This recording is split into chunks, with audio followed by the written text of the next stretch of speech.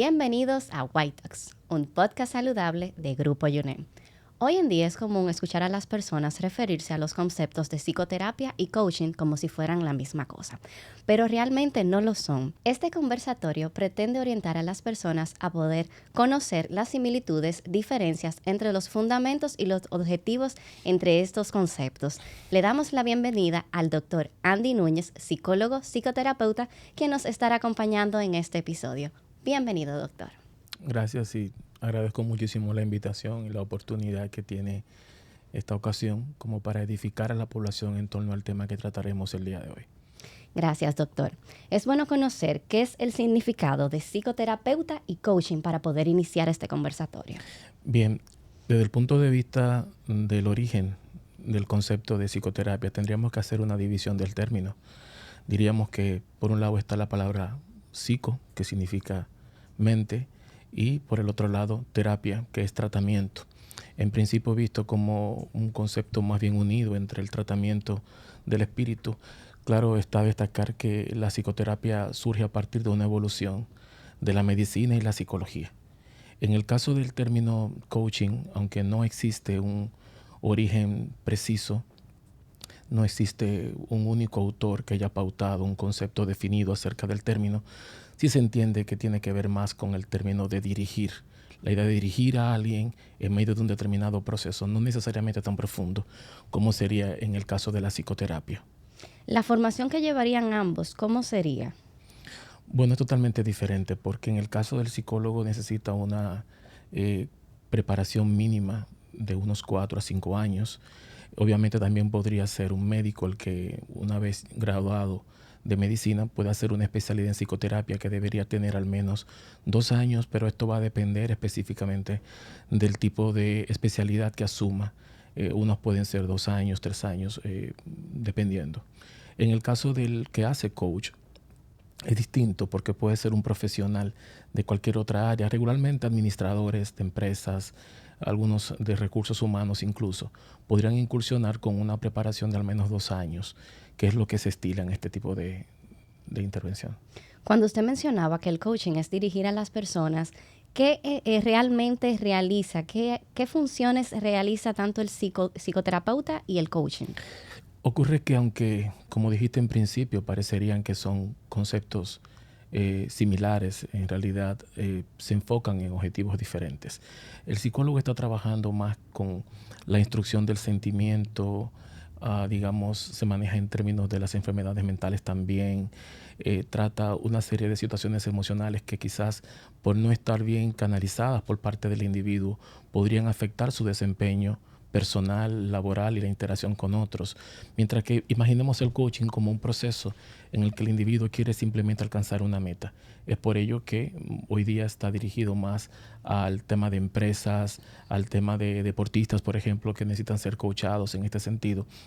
Y últimamente está encontrando un punto focal, digamos que un nicho en el seguimiento de personas que desean alcanzar determinados logros específicos, pero no más que eso. O sea, no podríamos hablar de que un coach podría hacer un tratamiento como una modificación de conducta, no necesariamente, porque esto implicaría otro tipo de expertise, otro tipo de competencias que no están en el caso del coaching. Puede sonar similar en el caso del coaching y el psicoterapeuta la forma de la pregunta que voy a formular. Resulta que ¿cómo una persona puede identificar a qué profesional asistir? Yo creo que esta es la pregunta de este encuentro, porque la idea de este encuentro es precisamente llevar orientación a la gente acerca de cuándo acudir a uno u a otro profesional. Yo creo que todo el mundo puede asistir a psicoterapia, pero no me parece que todo el mundo pueda asistir a un proceso de coach. Primero porque en el caso de la psicoterapia, como te mencioné en principio, que es un proceso que está más dirigido a generar cambios más profundos en el individuo, una persona que padezca una situación emocional importante no debería asistir a un proceso de coaching sin previo haber pasado por un proceso de psicoterapia. De hecho, la Asociación Internacional de Coaching tiene bastante claro y definido el hecho de que ante un proceso de intervención de coach, el que identifique a un individuo con una situación emocional importante debería referirlo a un profesional de la psicología o de la salud mental en este caso, puesto que esta misma situación podría impedir en todo caso un desempeño, digamos, más fluido de cara a los objetivos que se persiguen en un proceso de coaching simple, ¿no? De manera que las personas podrían asistir a un proceso abierto de psicoterapia sin importar su situación, no así en el caso del coach propiamente dicho. Correcto, doctor. También es bueno identificar cuáles serían las ventajas y limitantes de cada una. Mira, en términos de la psicoterapia, por tratarse, como te dije en principio, un tratamiento más profundo, yo no diría que existen contras, precisamente porque lo que se busca con este tipo de intervención es generar cambios en el individuo que le permitan cohabitar consigo mismo y con su entorno de una manera balanceada y sana.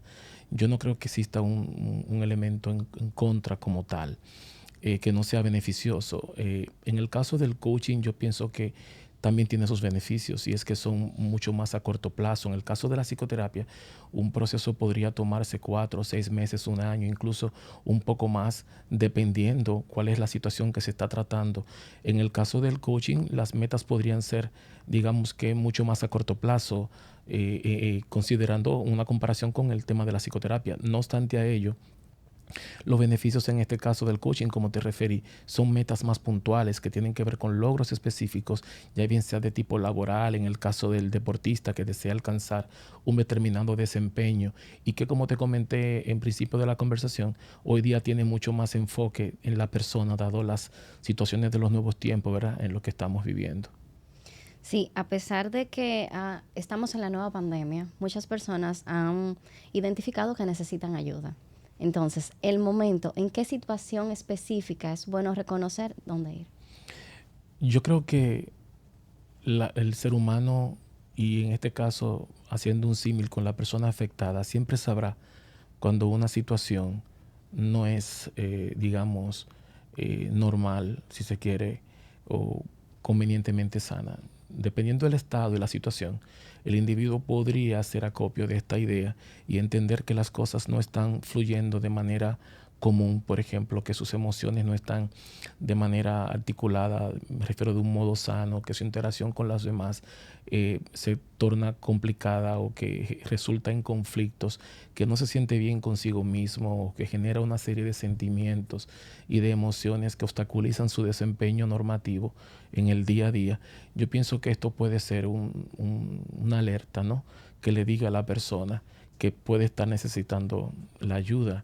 No obstante, no resulta tan sencillo poder identificar el hecho de que necesitemos la ayuda, sobre todo por el estigma que resulta visitar a un profesional de la salud mental, que si bien es cierto, al día de hoy ya mucha gente está, digamos que mucho más clara, dado toda la información a la que la gente tiene acceso en esta época, no es menos cierto que todavía sigue siendo un poco cuesta arriba para la gente dar ese primer paso de buscar la ayuda y que es tan significativo.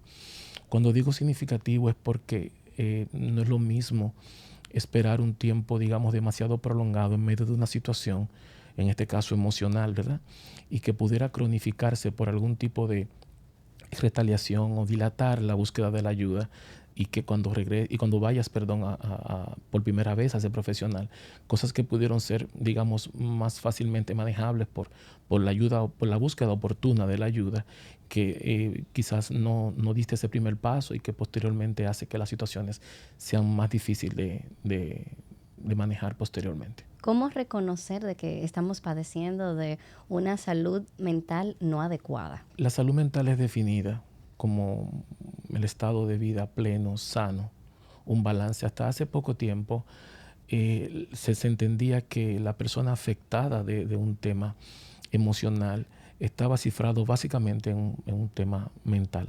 Hoy día yo creo que eso ha cambiado mucho y es porque se tiene una visión más biopsicosocial, incluso yo agrego que espiritual, en donde estos elementos, una vez estado en balance, representan en el individuo la estabilidad emocional. Sin embargo, recuerda que cada individuo va a manejar su situación de manera diferente. En el día a día la gente se enfrenta a diversas situaciones donde debe encontrar vías y estrategias para poder manejar su día a día, ¿no? En la medida en que tú tengas o dispongas de esa estabilidad mental, de ese nivel de salud mental, digamos que pleno, tú podrías hacer frente a las situaciones, afrontar las situaciones de una manera sana, asertiva, sin mayores dificultades. El tema es que no todo el mundo, basado en elementos, digamos, de su histórico, basado en elementos incluso biológicos, situacionales, entre otros, podrían ver afectada esa capacidad de afrontamiento que podría traducirse posteriormente en una especie de desencadenamiento de situaciones emocionales que darían al traste con la incapacidad para interactuar con el otro o consigo mismo de una manera sana. Vamos a agregar otra especialidad médica para poder tener el factor diferencial. Sí. En cuanto a la psiquiatría y la psicoterapia, ¿cuál es la diferencia entre ambos? Lo primero es que un psicoterapeuta puede ser un psicólogo, puede ser un médico, psiquiatra. No obstante, pienso que la pregunta está enmarcada entre la diferencia entre un psicólogo y un psiquiatra propiamente dicho. Correcto. Que me imagino que es a lo que te refieres. En el caso del primero es un profesional de las humanidades formado en una facultad de humanidad de al menos 4 años y que posteriormente, luego de haber alcanzado el título de grado, procede pues a especializarse en algún tipo de modelo de intervención psicoterapéutica que no es más que la especialidad que el individuo escoge, ¿verdad?, para enfocarse en un tipo de tratamiento o un tipo de población específica. En el caso del psiquiatra, se trata de un médico, ¿no?, que tiene una especialidad en el tratamiento de la salud mental y cuya, digamos, expertise o competencia están dirigidas a la identificación del diagnóstico y posterior tratamiento a partir del uso de psicofármacos, cuestión que no puede hacer el psicólogo, pues el psicólogo no puede medicar en ningún contexto, pese a que hay algún tipo de movimiento, sobre todo en Estados Unidos. Me parece que en Nuevo México se están haciendo algunos acercamientos, algunos approaches a la farmacología desde el psicólogo, ¿no?, que con un entrenamiento de 3 años podría involucrarse en el tema de la farmacología, cosa con la que yo particularmente no estoy de acuerdo. Y es mi opinión personal por el hecho de que la psicoterapia es al psicólogo lo que el fármaco es al psiquiatra. Entonces, ¿en qué contexto podríamos decir que yo como psicólogo estaría funcionando desde mi filosofía y mi naturaleza propia, no de la profesión, haciendo uso de un fármaco cuando en el fondo debería utilizar digamos, un método que estuviera anclado en la esencia misma de mi profesión, que en este caso es la psicología? Pienso que esa es la diferencia. Se trata de un profesional de las ciencias de humanidades, como te repito, en el caso del psicólogo, mientras que el psiquiatra es un médico que obviamente se forma en la Facultad de Medicina y que posteriormente hará una residencia de 4 años al menos para formarse como médico psiquiatra, y sus competencias, reitero, estarán dirigidas a la intervención de realizar diagnósticos, igual tratamientos a partir de los psicofármacos. Es importante que sepas que, sin embargo, esto no determina si el psiquiatra hace o no psicoterapia, porque vi muchos psiquiatras que han sido a lo largo de la historia precursores incluso de modelos de intervención psicoterapéutico. Eso debe ser reconocido. O sea, un psiquiatra también puede tener formación en psicoterapia, y eso es algo que debemos destacar. Ya hemos hablado del coach, del psicólogo y también del psiquiatra. Es bueno conocer, para poder evitar el intrusismo, ¿la pandemia abrió esa puerta? Yo pienso que el intrusismo es un fenómeno de injerencia que se da no solo en el campo de la salud mental, sino en otras áreas de quehacer profesional. Sin embargo, yo creo que la pandemia abrió esa puerta. El hecho de que las personas no estuvieran quizás en la disponibilidad de tener acceso a información, digamos, más distendida, como el buscar un profesional con tiempo, buscar información o referencia que a su vez sirvieran de base informativa para tomar la decisión de dónde acudir en busca de este tipo de servicios. Yo pienso que la misma característica propia, ¿no?, de la situación de encierro y de claustro hizo que mucha gente empezara a buscar información y ayuda por sus propios métodos. Me parece que eso dio pie a la incursión de una serie de personas que, sin las competencias adecuadas, vieron un nicho, por decirlo de alguna manera, una oportunidad de poder tener ganancias mercuriales, económicas, metálicas, y que quizás no tomaron en consideración el impacto negativo que esto podría tener. Aunque debo reconocer que no es un fenómeno nuevo lo del intrusismo. Y yo creo que eso es un tema que podríamos tratarlo en otro contexto, mucho más ampliamente, pero definitivamente que la incursión de una persona en un área tan sensible y tan delicada como es la salud mental, sin la debida preparación, podría ser una muy mala decisión de cara a las consecuencias que podría traer para la persona que busca la ayuda, pero sobre todo para la persona que incursiona en esto, que es pasible, debo reiterar esto, de un enjuiciamiento legal, digamos, porque las leyes son claras en este sentido. Una persona no puede hacer el ejercicio de una profesión en la que no está facultado. Y yo creo que la pandemia permitió mucho de eso. Reitero, aunque no es un fenómeno nuevo. La gente encontró, desde mi perspectiva, esta oportunidad de buscar ganancias sin considerar necesariamente el impacto que pudiera tener. Otra cosa es que se vende este tipo de intervención como una especie de fórmula mágica, con la intención de atraer a las personas a esta especie de red, que es como yo quiero verla, vendiéndole una serie de resultados que yo llamo como fórmula de la felicidad, marca Acme, que son instantáneas y que no existen por demás.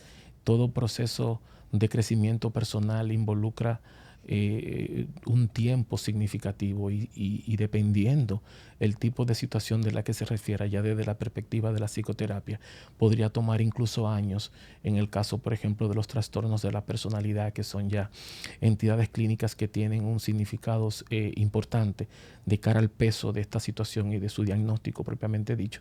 Y no estamos hablando de nada sencillo, pero definitivamente la pandemia propició gran parte de esta incursión ilegal o intrusismo por parte de muchas personas. Pues este intrusismo pudo haber desenmascarado parte de la patología que padece la persona, agravarla en un sentido de que pueda tardar más tiempo en recuperarse. Yo creo que tú has planteado uno de los temas más importantes que existen desde el ámbito de la psicopatología clínica, y es el hecho de que un mal diagnóstico constituye un mal tratamiento. Y es el hecho de que al diagnosticar inadecuadamente una situación, una determinada entidad clínica, tú definitivamente estarías procediendo de una manera errada en términos del tratamiento. ¿Y esto por qué? Yo parto de la premisa de que si yo sé qué es, probablemente yo sepa cómo tratarlo.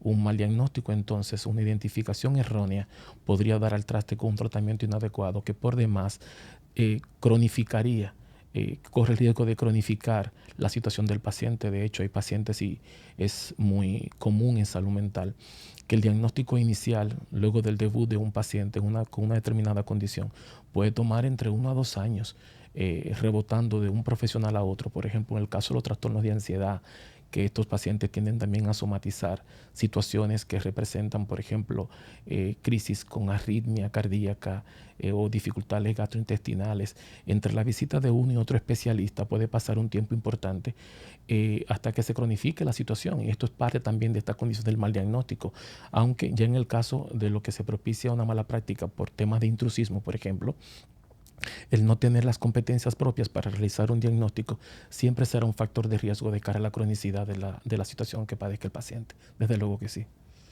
En cuanto a sus recomendaciones para poder llevar una vida plena, disfrutar de lo hermoso que es la vida, para llevar una salud mental adecuada, ¿qué usted recomienda? Yo creo que en esta época de la posverdad, esta época de la posmodernidad, nos ha colocado en una situación significativa. Si te das cuenta, ya la gente desea tener cosas, pero no quiere hacer el proceso para lograrlo. La gente ha empezado desde hace un tiempo ya a cambiar el ser por el tener. Ya no es importante ser médico, ser psicólogo, abogado, bombero o policía. La integridad. Claro, Creo. de hecho, sí, la gente ya ahora quiere tener una gran casa, un gran vehículo, pero en esta perspectiva del inmediatismo, la gente no necesita, entiende que no necesita hacer ese proceso de espera, que de hecho contribuye a la madurez del individuo como para poder conservar las cosas en una especie de situación de balance. Yo creo que la gente debe aprender a descomplicarse. Yo soy partidario de lo simple, soy partidario de que a veces lo complejo no es necesariamente garantía de felicidad. La gente tiene que aprender a esperar los procesos. Claro está, luchar por lo que quiere, pero retomar lo básico, el compartir en familia, el retomar estas tradiciones que yo creo que son significativas, sobre todo desde el punto de vista cultural, y cómo esto aporta a mantener una serie de valores que hoy en día están en desuso, precisamente por este tema de la posverdad y por este tema de la posmodernidad, que ya no plantea situaciones donde los ideales no son importantes. Entonces, retornar a eso básico, retornar a esas costumbres, reitero, retornar a esas actividades de familia que hacíamos, a ese reencuentro entre amigos, donde de manera sana disfrutábamos con tan poca cosa. Yo creo que la gente tiene en algún punto que encontrar ese balance y entender que en la vida todo se trata de un proceso en el cual tratar de acelerarlo no es garantía necesariamente de éxito, algo que es tan relativo hoy día. Pienso que al final de lo que se trata es de la palabra balance. Y aunque esto no es tan sencillo de adquirir, yo creo que sí es trabajable, y te puedo dar fe y testimonio de que en la medida en que hacemos un proceso, si tú no tienes claro de cómo hacerlo, creo que una ayuda y una búsqueda de ayuda oportuna te puede ayudar a encontrar a ti este tipo de balance, dependiendo cuál sea tu necesidad. Bien puede ayudarte un psicoterapeuta, bien puede ayudarte un psiquiatra, bien puede ayudarte un coach. ¿Por qué no? Porque ciertamente el coach y el coaching como tal es efectivo en determinadas situaciones, dependiendo, ¿verdad?, de cuál sea el nivel y la profundidad de esto. Pero la gente en sentido general debe retomar esa parte que funciona, y es la descomplicación. Una vida mucho más distendida, simple, con menos obstáculos, de estos que hoy día nos plantean como necesidades básicas cuando en realidad no lo son, y que nos tornan una agenda por un teléfono, por un nuevo vehículo, por una nueva casa, y nos mantenemos atados a este tipo de cosas que al final no son garantía de la felicidad. Pues parte de la garantía de la felicidad sería desconectarse un poco, estar en familia, compartir y seguir adelante, no preocuparse tanto. Sí, mira, yo creo que sí, y esto sin duda nos trae de nuevo a ese término tan fundamental que es familia. Yo creo que al final todo se resume a eso. Tú tratas de tener cosas, tú tratas de acumular cosas, pero al final del camino se trata de tener con quien compartirlo. Cuando tú eres una persona pobre, no está determinado por la necesidad de un cúmulo económico. La pobreza también puede estar determinada por aquel que más necesite, aunque tenga mucho, porque esto lo determina la magnitud de tus ambiciones. Y yo creo que es como tú dices, retomar este tema sobre todo de las familias que atravesan por un proceso de transformación en su significado y en su composición, y que esta transformación da al traste con incapacidades a veces de nosotros los seres humanos para poder adaptarnos a estos procesos. Sin duda alguna también se puede convertir en un factor de riesgo, pero la familia debe ser sin duda ese elemento al que todos retornemos con seguridad. Doctor, ¿ya se ha identificado que debemos ir a un psicólogo o a un psicoterapeuta o en este caso un coaching? ¿Cómo sería la metodología para poder conocer el proceso en el que se manejarían las visitas? Yo pienso que todo va a depender. Hay un elemento diferenciador en cada proceso, sobre todo en el caso de la psicoterapia, que supone un proceso con un abordaje totalmente diferente, dado que lo que se busca, dado que lo que se pretende y se tiene como objetivo son cosas totalmente distintas a las que se perseguirían, por ejemplo, en un proceso de coaching. Normalmente, en mi caso, los pacientes que asisto, dependiendo de la situación, podrían asistir semanalmente, quincenalmente, luego lo vamos moviendo una vez al mes, dependiendo la importancia de la situación. Recuerda que en el caso de la psicoterapia, la meta sigue siendo hacer clínica basada en evidencias, o sea, Correcto. son procedimientos que están científicamente comprobados, técnicas que ya han pasado por un arduo proceso de metodología científica y que estamos convencidos de que resultan en este tipo de casos. O sea, tienen una carta de identidad que lo avala desde el punto de vista de la ciencia y la metodología. En el caso de la consulta de un psicólogo, estas discurren tanto de manera en consulta, en un consultorio. Hoy día se está hablando también de la asistencia residencial, donde se asiste a la persona en su misma casa.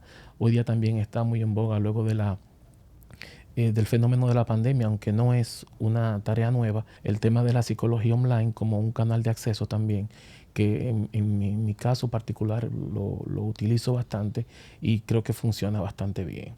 Ya en términos de la frecuencia, los pacientes, reitero, irán una vez a la semana, cada 15 días, cada mes, dependiendo el nivel de importancia de su situación. En el caso de coaching, si bien es cierto que hay personas que tienen oficinas en este tipo de quehacer, también pueden hacerlo vía telefónica, también pueden hacerlo con micromeetings, como también se conocen, donde se tratan cosas muy puntuales y el proceso entre cada uno y otro va a ser distinto. En el caso de la psicoterapia puede ser más prolongado, dependiendo del tipo de situación. En el caso del coaching suele ser, como dije en principio, un poco más breve. Muchísimas gracias, doctor.